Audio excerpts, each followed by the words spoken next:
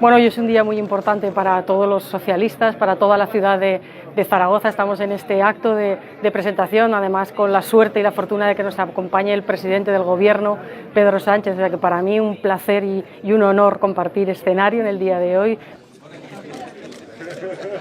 Espero y deseo que juntos rememos hacia ese reto tan importante que nos depara a todos los socialistas y a toda la gente de Zaragoza el próximo 26 de mayo, porque está en juego que Zaragoza se vuelva a poner en marcha de nuevo, vuelva a funcionar, y ahí tenemos mucho trabajo que hacer los socialistas hasta que llegue esa fecha. Tenemos que seguir trabajando, convenciendo, entusiasmando a los ciudadanos y demostrándoles que el día que vayan a las urnas, el único partido que va a estar a su lado y que nunca les va a fallar es el Partido Socialista.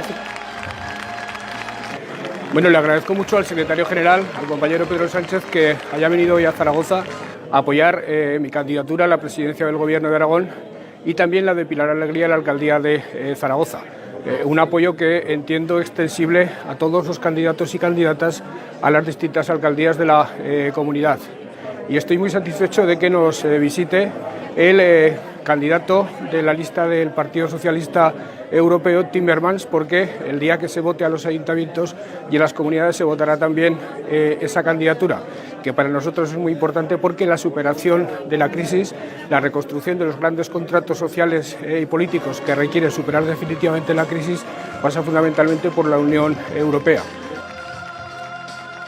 Hola, I'm here to support the people of Zaragoza, and I want to come here to support PSOE because I believe we can have a great election result in the municipal elections, the regional elections and the European elections.